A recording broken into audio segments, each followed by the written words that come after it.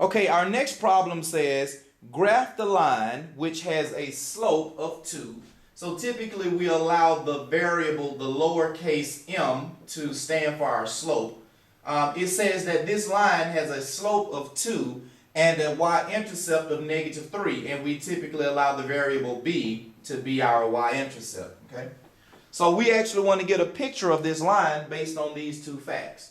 Well, the first thing that you want to do is that if your slope is not already in a fraction form, write it as a fraction.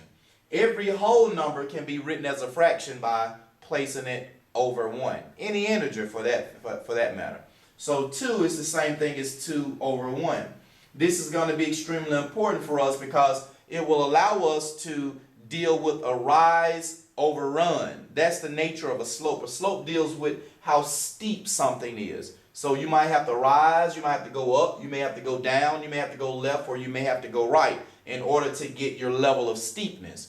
So our numerator actually determines if we have to go up or down depending on if the number there is negative or positive. And in this case, we see that we're actually going to go up. And our denominator tells us if we go right or if we have to go left, depending on if it's positive or negative. If the denominator is positive, we're going to the right. If it's negative, we go to the left. So whenever you're trying to generate a picture of a line, you always want to start plotting your y-intercept first. If you have a situation where the slope is given and the y-intercept is given, plot your y-intercept first. So that means that I want to go on my y-axis. I want to go down to -3, and I want to put a point again, because remember, the y-intercept by definition is the place where your line will cross the y-axis. So from the y-intercept, now I deal with my slope. Since my numerator is positive, I want to go up 2 units from the y-intercept, not 2 units from the origin.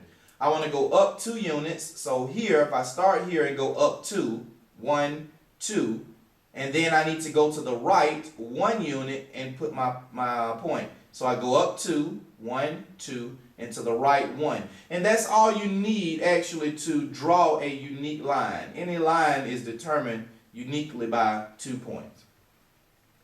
And one other observation that we can actually point out here is that to make sure that your line is correct, your slope here is a positive number. So you should, if you imagine yourself going from left to right, you should see that this line will actually be, your line that you drew should be going up since your slope is positive. If your slope is negative, your line will actually be going down from left to right.